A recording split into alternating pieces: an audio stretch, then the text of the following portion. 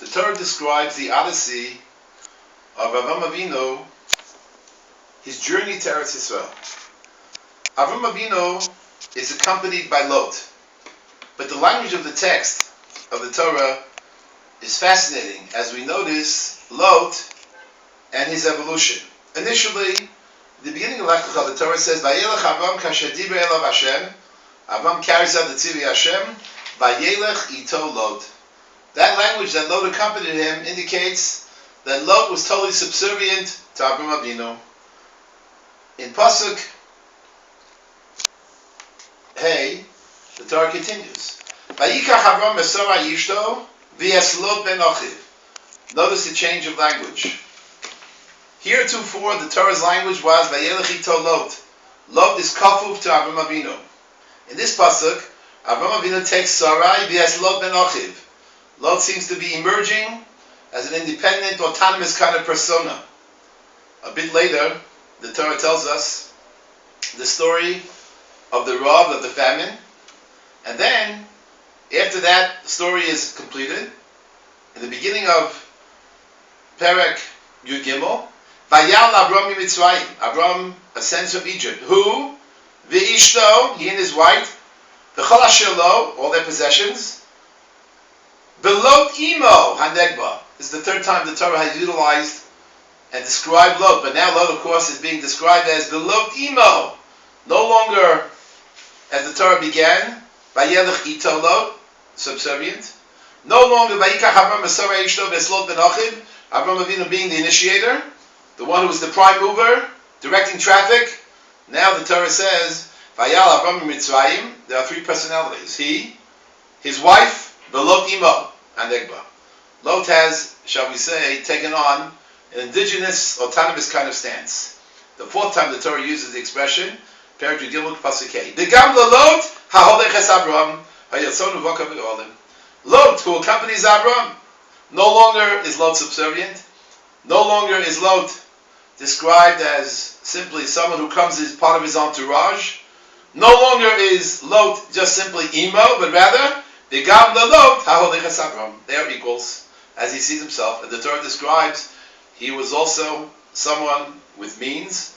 He had so and then the Torah describes the altercation, the divisiveness that emerged between Roi Avram and Roi Lot, the shepherds of Avram and the shepherds of Lot.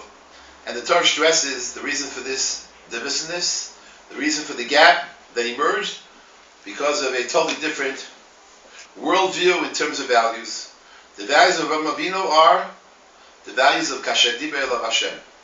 Tzivui Hashem. That's what motivates Avram Avinu to carry out the will of Hashem Yisbarach. Departure, one from the other. Halo kol haaretz lefanecha, says Avram to Lot. He parad nami Allah. You go your way, I go my way. And what exactly does Lot choose? Vayaras kol kika hayarden, the area of Sodom. Vayivchar Lot is kol kika hayarden. So this separation is not only a geographic, physical separation, but preeminently and primarily a separation in terms of values. Avram Avinu's values are those of Tzivui Hashem, spiritual values, ruchnius values. Lot, unfortunately, material values are those which essentially are responsible for the impetus in his life. And then we know what happened subsequently in the story of Sodom.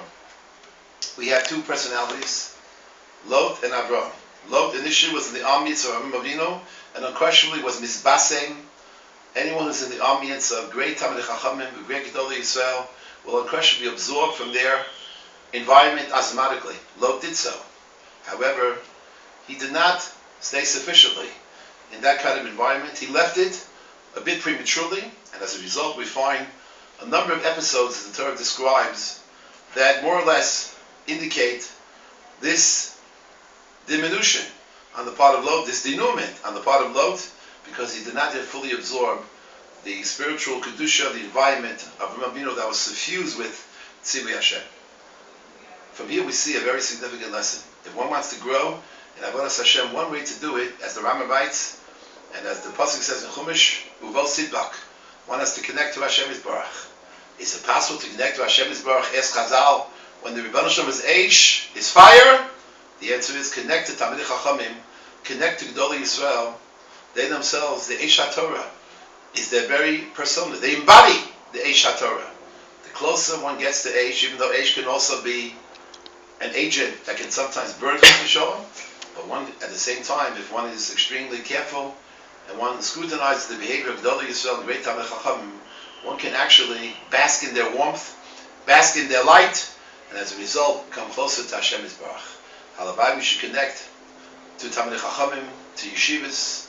Halavai, we should connect to Gedolei Yisrael, and thereby continue to grow in our spiritual odyssey, not just the odyssey, shall we say, of someone who is impacted by the world at large, but someone who's able to create an impregnable fortress as a result of being in a spiritual kind of oasis, connecting to Talmidei Chachamim, to Yeshivas, to Limud HaTorah, to Asiyas HaMitzvos, and thereby our model will be that of Avinu, that everything he did was kasher divrei Eloh Hashem.